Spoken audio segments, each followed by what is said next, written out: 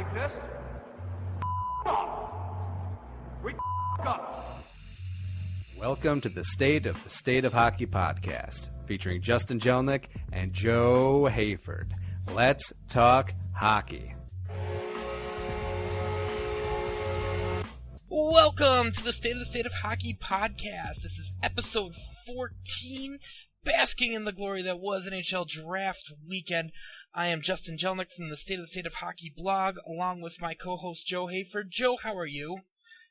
Dooby-doo. Joe is excited about a certain signing that went down this weekend. We'll get into that a little later in the show. Just a little bit. But right now, we have a very big moment in the history of the State of Hockey podcast. We have our very first guest has come to join us. So, this person, you probably know him as @GopherState on the Twitter. He covers the University of Minnesota and college hockey for SB Nation College Hockey and other places, and he contributes to Wild Extra, and also was one of the founders of my favorite Wild fan blog of all time, First Round Bust. This is Nate Wells. Nate, welcome to the show. Nice. Thanks for having me. I didn't realize I was your first guest. Yes. That's a lot of pressure. Oh, don't worry about it. It'll be cool. So, I guess we brought you in because we wanted to talk about your thoughts on how the Wild did in the draft this weekend. They used their first pick on Joel Eriksson, ex-centerman from Sweden. What are your thoughts on that selection? I was fine with it. I thought it was kind of a prototypical Minnesota Wild pick. You got a kind of a two-way guy, a center out of Sweden. Eriksson has played for the same Swedish Elite League team that Jonas Brodin was drafted out of. Really at that point, I mean, you didn't really go for instantly a home run, but it's kind of just their style of going for guys who are going to help set up for the future and are a little bit more safe, and just there kind of were a few of those guys at that end of the board, so I was cool with it. Okay. So Joe wanted to ask you about another selection that the Wild could have made at 20. Yeah, absolutely. Brock Boeser, what do you think of him? And do you think he would have been a little bit better pick than what we ended up with? He's a pick. He's a different guy. He's a winger. I wouldn't have been. I've been okay with that pick as well. The prospect pool is a little weaker at the center, so I kind of like that Eriksson pick on that end. But yeah, Boeser's a guy who is a kind of a little bit more NHL ready. He's a big guy. Played down at Waterloo this past year, where that team wasn't as good as a few of the other USAHL teams. It got struggled. He had some injuries and stuff, but he kind of shined throughout the year and was just kind of rising in the rankings. Although you could say the same thing for Ecken. He's going out to Besser in this point is going out to North Dakota this next year. So, I mean, it's a pick that it wouldn't have been bad or anything, but I guess in terms of like the prospect pool and everything, I'm a little bit more happy with the guy center. Who do you think stands out among the later round picks for the Wild? There's a couple. I'm a little surprised that they actually went and drafted a Russian for the first time. Kirill Kasparov. It's been a while. I think he just as a team in general. So we got a guy in the 5th round there who's I guess similar in terms of just their Europeans are getting these guys who gotten opportunities in the top levels. I don't remember how many games. What's the guy's name? Yeah, Kirill Kasparov. Yeah. I don't remember how many. I don't remember how many games he's had, but he's had some success at that level. And for a 5th round flyer, even if he's signed and going to the KHL, playing over there, it's a pretty good move there. I was okay with Jordan Greenaway. I think that's a bit more boom bust pick in the 2nd round. He's going to BU, so we'll have some good time to develop. I think he had even if you take away Eichel, they had 3 picks in like the first 15, 16, 17 during the 2nd round. Mm-hmm. So they have some good talent there. The Sadek pick at the end is kind of a prototypical Minnesotan, but he was a riser throughout the year. He kind of went from nothing to committing to the University of Minnesota to being the top defenseman on a Lakeville team that went undefeated this year. So it's kind of interesting because scouts are kind of shying away a little more and more of Minnesota high school, or they're letting them sit to later rounds. Takes a guy I've seen anywhere from beginning of the third round to not being drafted at all. So it's not, even if it's kind of a local pick or whatnot, provincial one of us, it's still kind of fly at the end. We're all about the one of us, I'm sure. Yeah. So, As long as he doesn't end up like Nate Prosser, I'll be fine. Aww. I Don't give me that aw. I'll give you the Have you seen Nate Prosser play hockey? Yeah, I have. Let's talk about the other big signing, the besides the one Joe wants to talk about later. But the Wild actually won the Mike Riley Derby, despite the fact I personally think Chicago probably had more upside for him. But you covered Riley as you cover the U. What are your thoughts on what he can bring to the team? I think it brings a lot to Minnesota. It's kind of a shrewd pickup. You've kind of seen the Wild these past few years. They've done a lot of digging and trying to get those undrafted free agents and those college guys. In Riley's case, he was drafted by Columbus and just took the Blake Wheeler loophole where he was in college and juniors for 4 years so he could become an undrafted free agent. I thought in Riley's case, he's a guy who is ready for the next level of the pros. I don't know if he sticks throughout the Wild for the next year, but he's put on a lot of size. His shot is NHL ready. His puck moving skills, which is something the Wild really need more and more from the blue line, are outstanding. He's been working on his defense throughout the past year more and more, and while it's still not there, I think that might be his biggest weakness and something where I'm not sure if that's going to withstand at the NHL level. It's good enough where his offense and his other skills in skating and are enough where he just brings position that Wild really don't have much on defense. So yeah, sometimes it's another body, but I mean, if you're getting a guy like that for cheap on an entry-level contract, and you didn't have to give up any assets, I don't know where you can go wrong. So I know we're a few months from camp yet, so it's probably too soon to ask this question, but I'm going to anyway. Do you think he's got at least a 50-50 shot of starting in St. Paul next year? I'd say probably something along those lines. Okay. I think it's a good problem for Minnesota to have, that you have too many bodies fighting for those 5, 6, 7 spots. And especially if you can kind of bring them up slowly. And I think that is maybe something that it might be why it's a little bit of a surprise why he chose Minnesota over Chicago, who doesn't have as much depth on that end. Right. But I think, yeah, I'd say probably 50-50. I wouldn't be shocked if he spent part of the year in Iowa and he became part of the year in Minnesota. But kind of like what Dumba ended up doing last year. Yeah. Exactly. I mean, you have Dumba, you have Folin. I think he's kind of, in some ways, he's similar to Folin. Mm-hmm. I'm going to make the free agent comparison anyways.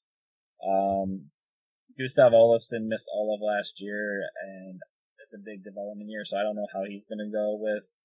And there's a few other guys in Iowa as well, so. I'm excited about Graovac. Yeah. Tyler Graovac, he's a guy who could do some big stuff. He's kind of successful in Iowa last year. Mm-hmm. Yeah, he was like the best player on the team. Yeah. Well, that might be. In fairness, him and Schrader really wasn't too hard. No, that's the truth. I'm definitely in the camp that the Wild need everything in Iowa right now. Yeah. Yeah, I think they had a pretty good draft. Overall, what would you rate the draft that the Wild had? I don't know. It's kind of hard to rate the draft right after it, just Right. because it's. I mean, you're drafting for the future, you're drafting for 3, 5, 10 years down the line with your team.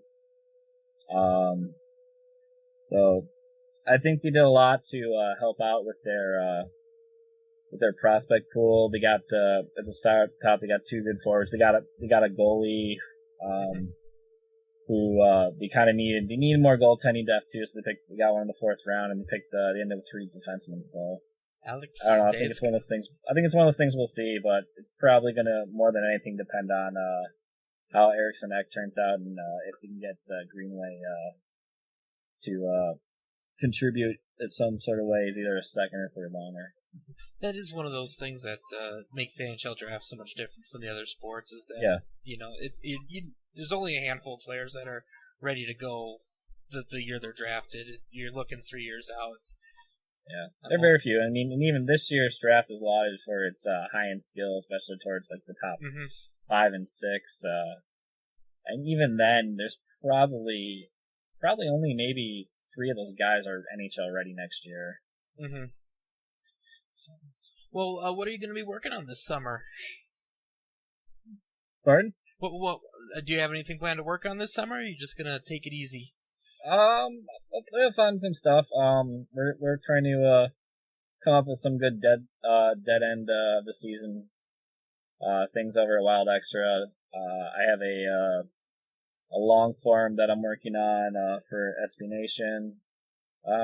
Probably gonna do some stuff for prospect development camp, and that comes up in a couple weeks. And I don't know, I'll probably take it a little easy. I'm gonna do a couple trips. I know September can't get here soon enough, huh? Yeah. Somehow this is like the one summer in like 5 that no one's getting married around me. So I had that phase of my life a few years ago, and yeah. I was among the last of my friends to get married, and then I suddenly didn't go to weddings anymore.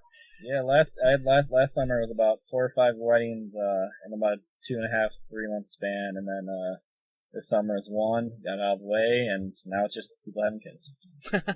Yeah, we just did that too. So yeah. Well, enjoy your summer for whatever you end up doing, and we'll keep watching you. So this is Nate Wells of SB Nation College Hockey, and you can follow him on the Twitter at GopherState. Nate, thanks for being with us tonight. Thank you guys for having me. Hope that was good for your first guest. Solid stuff. We'll definitely have you back sometime. All right. Thanks. Nate, I've been following his writing for a few years, and I definitely loved when they were doing the First Round Bust blog in honor of all the failures in the previous regime. Yeah, he's definitely very knowledgeable about it, so, yeah. So he's definitely going to be a good guest to have on. Maybe we add a Wild segment once a month or something like that next season, and he can come on, and an Iowa Wild segment, and he can come on. It looks like he follows that a little bit more. Indeed. But yeah, I definitely think they need everything down there. I mean, and to tell you the truth, I wasn't able to follow the draft all that closely this weekend. It was my wife's birthday and our daughter's baptism, so we had family in the house all weekend, so all I could glean from the draft was when I could get on Twitter here and there. So. Yeah, it was definitely interesting. I usually hit it pretty hard day before. Watch all the top 100 prospect videos, the highlight reels, and get a feel for it, get into it pretty hard, and I got excited, I got to admit. I watched it pretty closely. Yes. All right. I won't make you wait any longer. Let's talk about that other big sighting that happened that everybody was waiting for. Absolutely. Love it or hate it. It was the steal of the century for the Minnesota Wild. We signed Devin Dubnyk. 6 years, $25 million. I think it's a good deal. I don't think I'll say steal the century, but absolutely. You don't think there was 6 other teams out there that would have offered him $5 million a year for 6 years, or $6 million a year? I don't know. That 6-year number I think would have tempered some teams' enthusiasm. I'm glad they did it though, because the key is that this cap hit is $4.3 million, which leaves about $8 million to do what the Wild still need to do this summer. I'm sorry, yeah, it was 6 years. It ended up being 6 years, $26 million. Yes, so they got him at 4.3 for a cap hit, which I think was the key. And Russo has us at the 20th highest cap hit among the goalies, which is astounding considering he was second to Carey Price last year. Absolutely, and he only played half the season with us. Yeah. He played the other half of the season with the horrible Arizona team. And he didn't look that bad over there either. So. And what I don't get is everyone who says he looked average or below average in the playoffs. What Devin Dubnyk were you watching?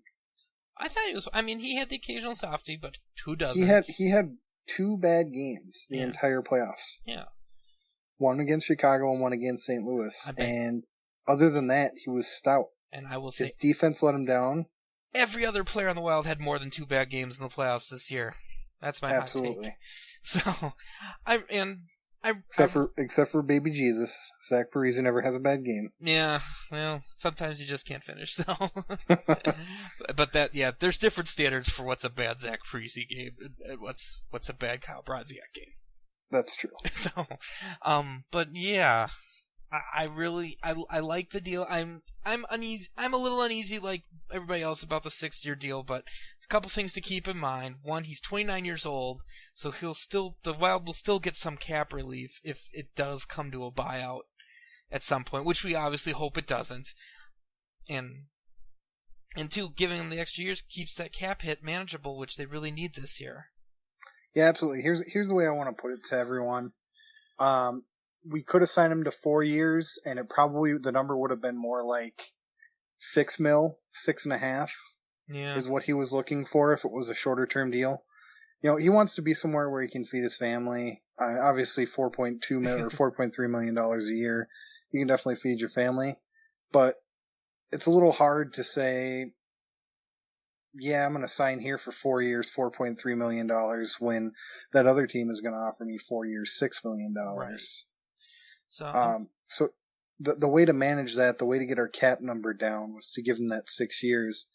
And, you know, if we had given him the 4-year deal, we probably wouldn't be able to sign Granlund, which it looks like we're pretty close to doing. Yes, and that's the deal. So the Wild have about $7.8 million in cap space after the Dubnyk deal.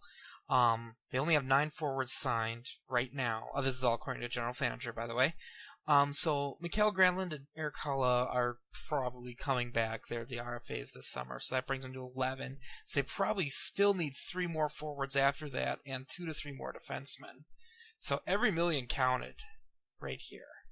And I think taking a little risk on term, helps them in the here and now. Yeah, absolutely. And even signing Granlund, I personally, I think one or the other is going to be a cap casualty, whether it's via trade or whatever. But if we sign Granlund, I think Spurgeon goes on the block. Otherwise, they sign Granlund in a sign and trade type deal, where they sign him and trade him to a team like, I read an SB Nation post. Calgary would probably be a good place for Granlund to go. And not that I don't like Granlund, and we've been over this, but I just think that keeping Spurgeon is much more important than keeping a guy like Granlund. Yeah. I think Spurgeon fits with our team a little better. So we'll see what happens. I mean, the Cook buyout definitely helps them this year. I'm sorry to say I don't see how Chris Stewart comes in unless he plays ridiculously below market. Yeah, I don't see us. I mean, Stewart's going to demand something like $3.5 million. Right, and he's probably worth that more, but I just don't see how he fits. Maybe he goes and signs a 1 year somewhere and comes back when we have more cap space. I don't see us having more cap space in 2 years. Yeah, well, the big thing is that Backstrom's 3.4 disappears next year. Yeah, but do we really want to sign a guy like Stewart who's aging every year? Yeah, well, everybody's aging every year. I'm thinking once Backstrom deal drops off. Yeah, and Stewart's only 27. But I know. Yeah, once Backstrom's deal drops off, I think we're more looking at signing a bigger name free agent. Yeah, well, that's probably money that's going to end up going to Spurgeon's raise. Realistically. Yeah, well, let's see how Spurgeon plays. He regressed a little bit this last year. Yeah, I don't agree. I think he was definitely the defenseman with the most offensive upside. Oh, I definitely agree. Well, he was a point per 60 D-man last year. I'm thinking Dumba might one up him this upcoming year, but we'll see. I hope they keep sheltering Dumba a little bit. I think I don't mind that he's on third pair. So I don't mind that he's on the third pair either, but I think he definitely needs to be on our first power play. Oh, I agree. Well, as far as I'm concerned, whichever power play Dumba's on is the first power play, regardless of who Yo sends out first. That's true. That's true. I agree. I'm like, can't we just get the first minute over with? I want to see Dumba. Yeah. Well, the problem is that they stay in the zone and don't pass the puck enough that the first minute turns into about a minute and 45, and then the second line gets out there, starts making some offense, and it fizzles. I guess, just to bring it back to Dubnyk, I guess I get the concern about the term, but a part of that is because of, what's happened with Harding, what's happened with Backstrom.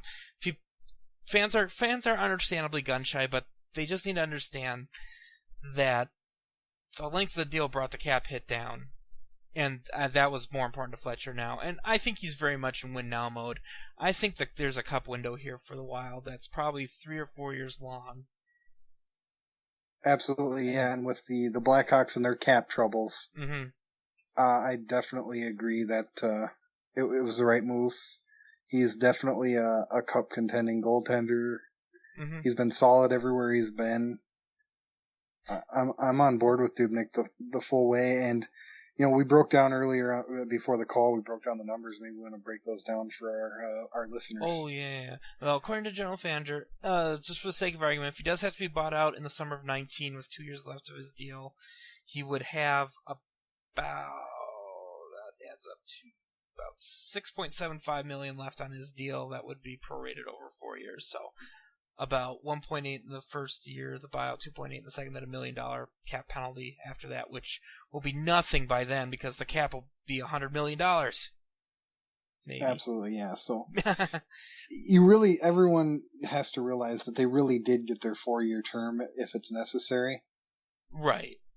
But because at that point, that money is going to be nothing with the cap raises that are going to happen. And we're not going to have to give Suter a raise. We're not going to have to give Parisi a raise. Right.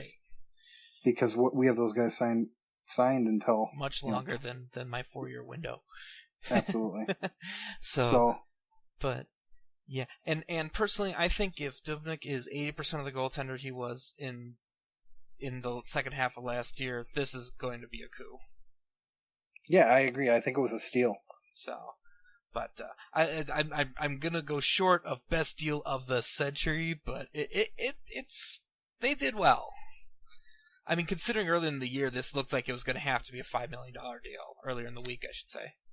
Well, San Jose just signed? What was his name? I'm gonna grab Gibson. No, not Gibson. Yeah. Sharks. Who did they just sign? It was a goaltender. No, the Stars signed Antoniemi. Sorry. Yes, they did. They signed Antoniemi. They're paying 2 goaltenders $10 million a year. 2 goaltenders, and neither one of them right now are as good as Devan Dubnyk. And they're splitting $10 million for 2. Yes. Yes, yeah. Letnin's still got 3 years left at 5.9 per. And then, Niemi got 3 at 4.5 per.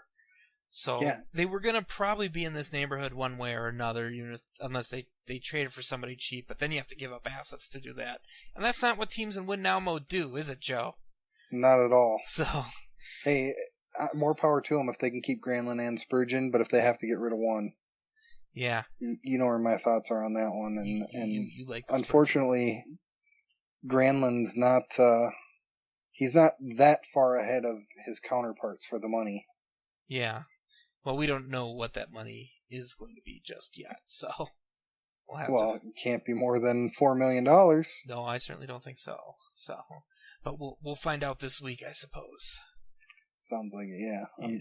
So I guess the other thing that this sorry about that. This Dubnyk deal. I'll never confuse those two again. This Dubnyk deal, I think, probably closes the door on Kemper being the goalie of the future in Minnesota, unless Dubnyk's game just absolutely goes to hell. I don't agree with that. I don't agree. I think Kemper is going to end up being a 40% of the season type goaltender. He's going to get his seasoning. He might not be 40% this year. Right. We're probably looking more like 20%. Mm-hmm.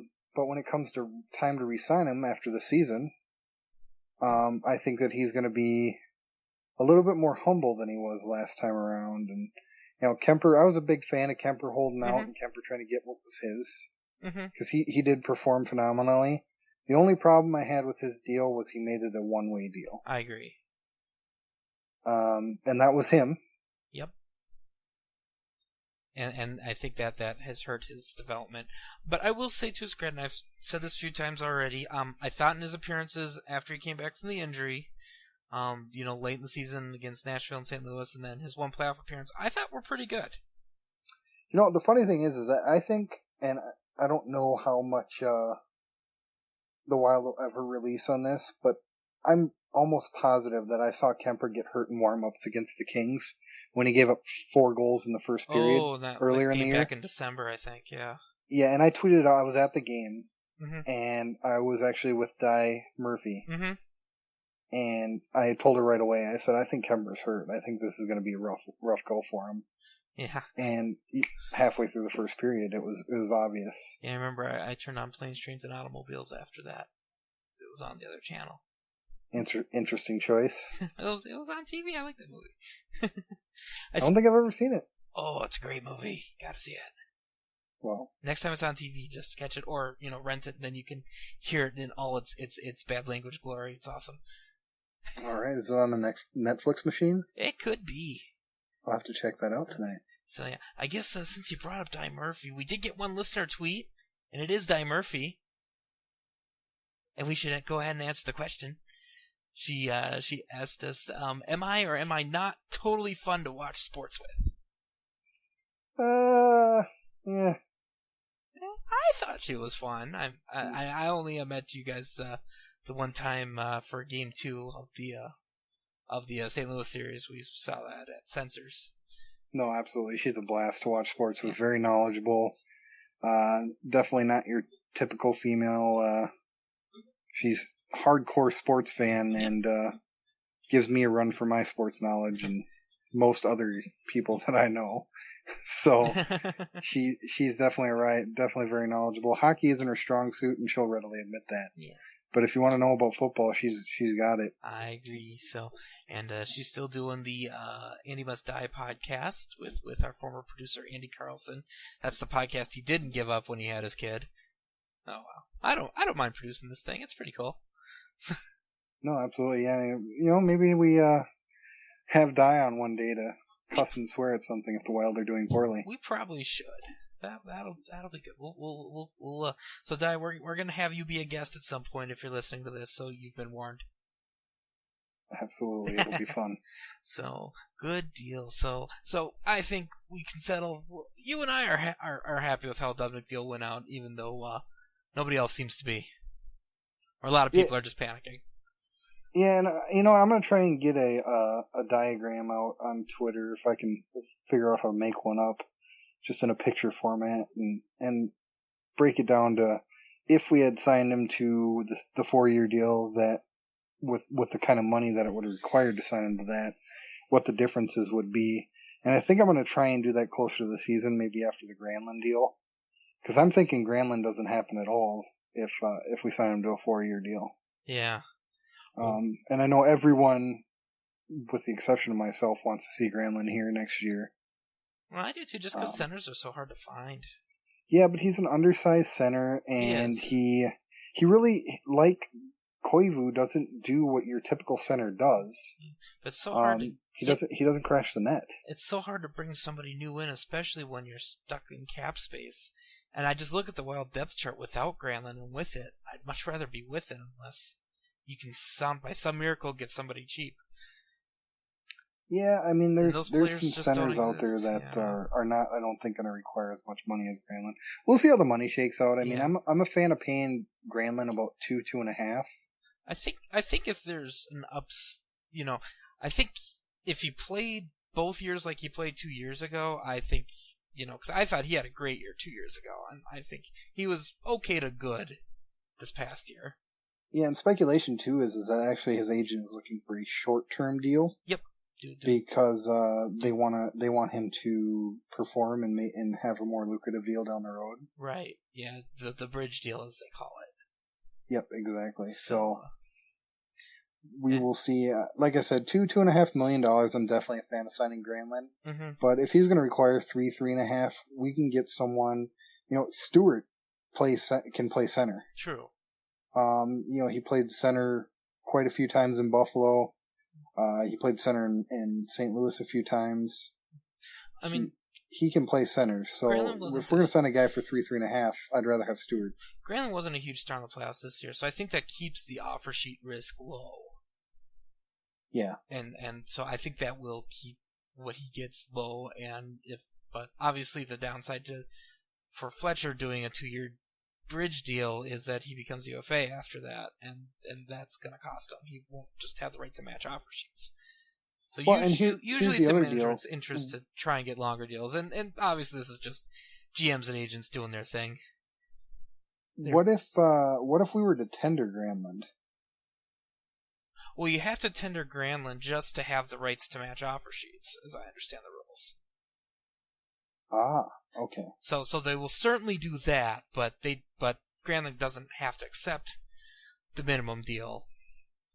And I don't know if someone offers more. Right. So usually they try and make a decent negotiation that'll keep them from waiting for offer sheets or holding out in camp, or because restricted free agents just don't have the rights UFAs have, and that's just one of the quirks of the CBA that isn't good for the younger players. But that's and you're going to teach me something here. But what happens if someone actually offers him more money and signs him?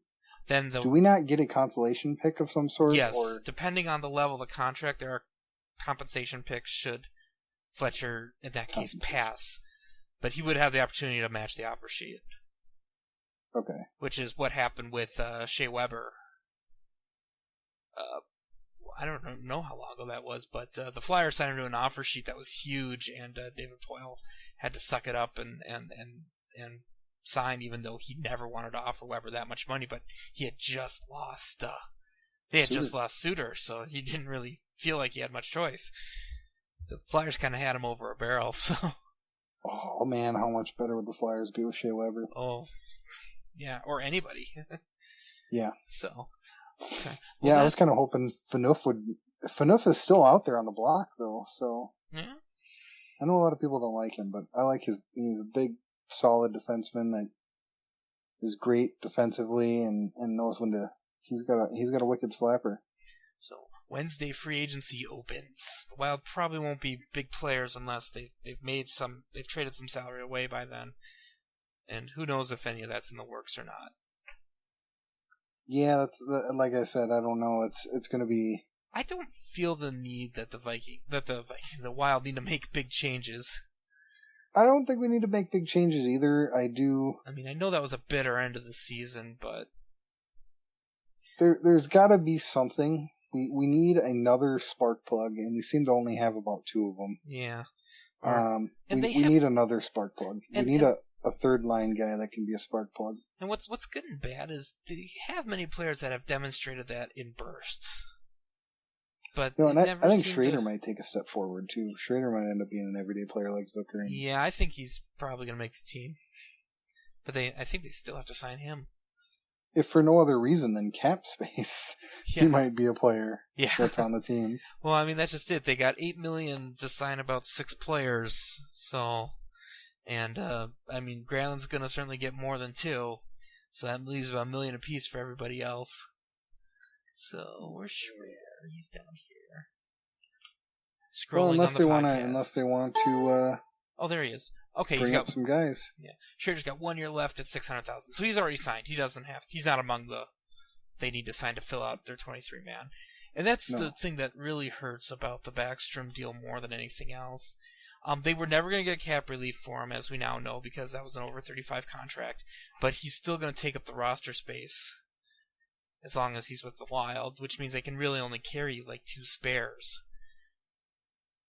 Well, in the event that we start having injuries, I mean that's not too hard to manage. Yeah, but it's just... and when you got a guy like Suter, and again, I don't like Suter playing 30 minutes a night either. But when you need him to, when you're down to 11 forwards or you're down to 5 defensemen, then play him.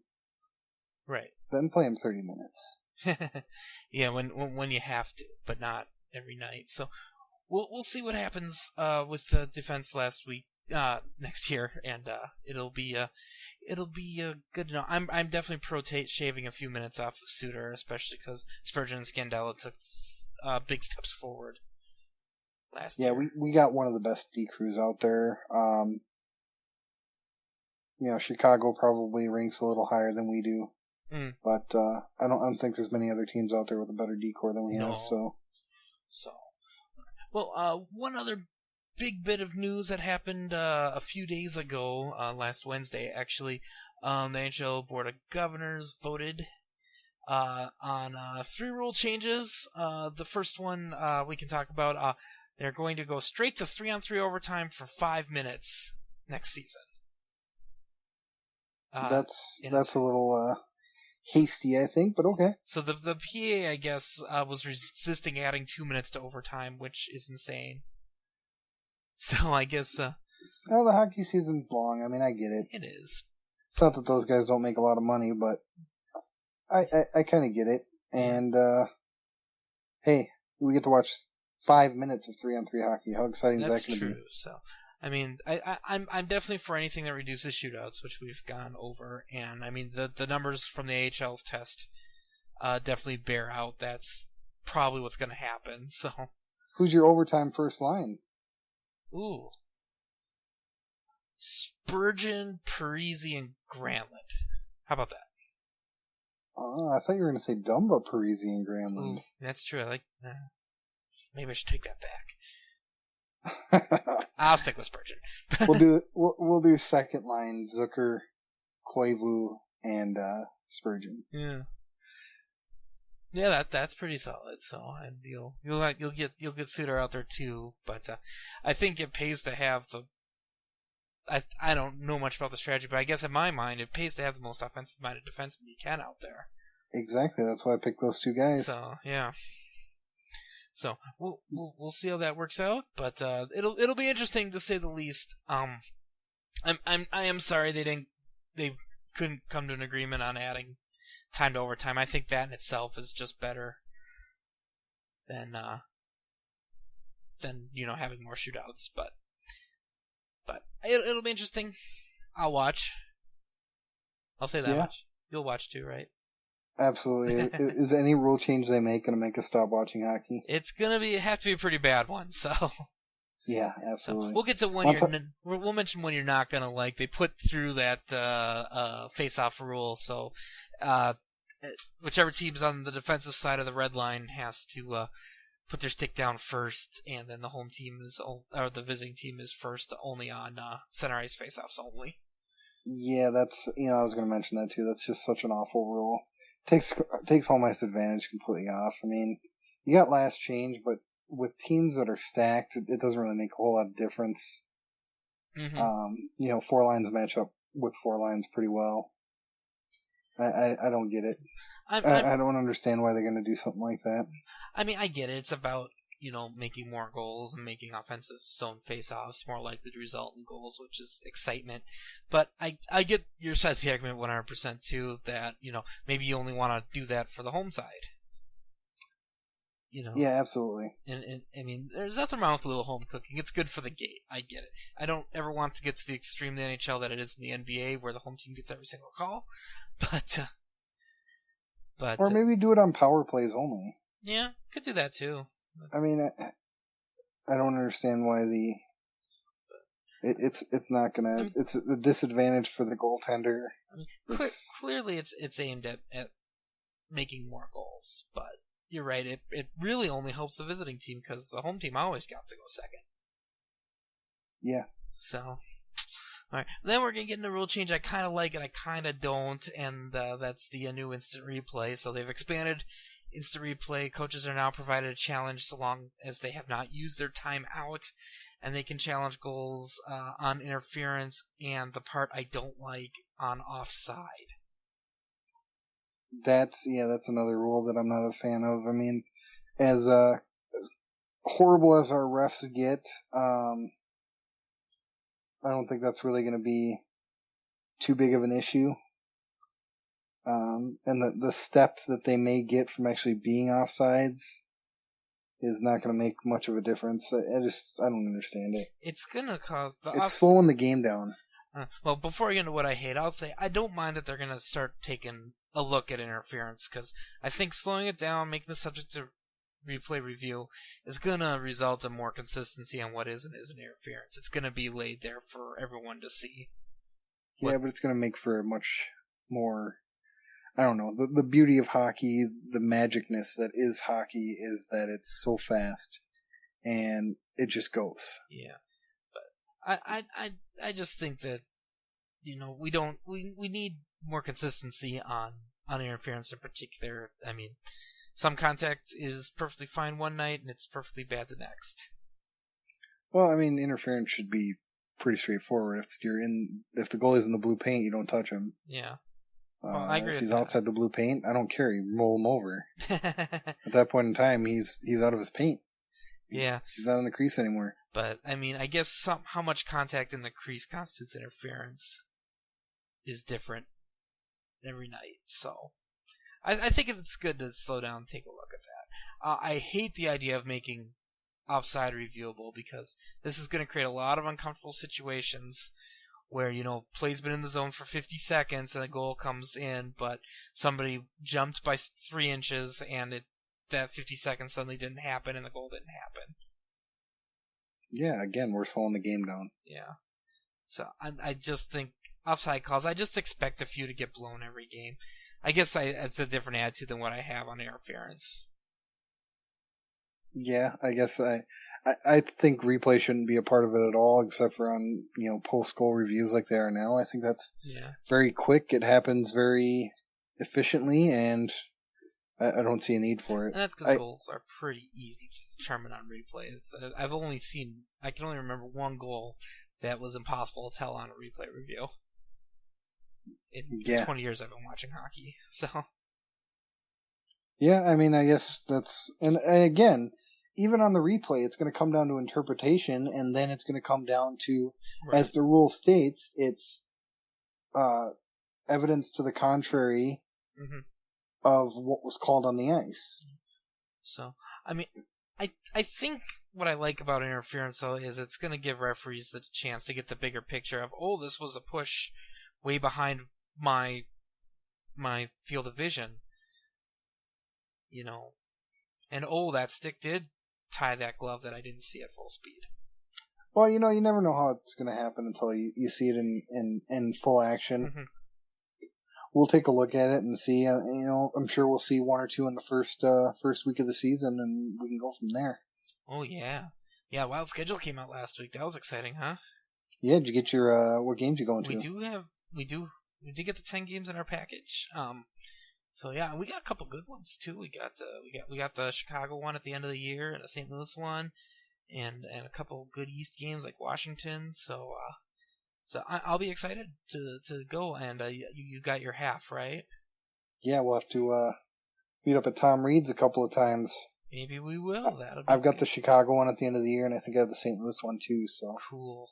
Well, we'll see. I mean, I got it divided among the group yet, so we haven't had our selection meeting, but. Once we have that, we'll know exactly which ones I get to go to. So sounds like a plan. It'll be pretty sweet. So yeah, schedule's out. That's like the fourth most important thing that happened this week. So it's been a busy summer. It's been a busy week. So yeah. So free agency is on Wednesday. I don't expect a lot of big players, like I said, unless they make an unexpected trade, and you never know. Yeah, GMCF, he's all over that stuff, man. He's he made a couple of trades in the draft and traded some picks around and ended up getting Greenway. Indeed. So we'll find out if there is anything up Fletcher's sleeve. If there's something compelling that happens, we might just have to do a show next week. Otherwise, like we said through the summer, Joe and I are probably gonna have to slow down our production a bit. Joe's got a new project at work, and I'm starting a new job in 2 weeks, so I'm excited about that. Nice, congratulations, sir. Thank you very much. So, and congratulations on your big project too. Oh yeah, my big project is not all that fun, but I know. We'll get her done. Yeah, it's just time consuming. 10, 12-hour days, 6 days a week. You work so hard, but you still make time for this, which I appreciate. So absolutely. So when it comes down to it, we'll let you know when there's going to be shows. Just keep following us on Twitter. Joe is at SatsoHockeyJoe. I am at SatsoHockeyJJ. And you can always tweet your comments, regardless of what they are, to the hashtag at SOTSOPod, SOTSOH pod. And there's a very high probability we use them on the show. So whatever you want to ask us, we'll do our best to answer. Or whatever you want to say, we'll definitely relay it. So absolutely, just try and keep it wild related, or hockey related at least. Oh no, I like the goofy ones. Sometimes what color is the sky? Okay, that one's a little loose, but I thought the ice tweet was fun. Yes. Okay. Yes, well, that's just die in general, yeah. But. She's a fun lady, so I guess we'll leave the show at that. So thanks Absolutely. again, Joe, and once again, thanks again to Nate Wells of SB Nation College Hockey for talking draft with us, and we'll definitely have you on again. So for Joe Hayford, I'm Justin Jelnick. Have a great week, everybody. Thanks for listening to the State of the Hockey podcast. The music was created and produced by Deeb. To hear more of his tracks, visit soundcloud.com/Deeb.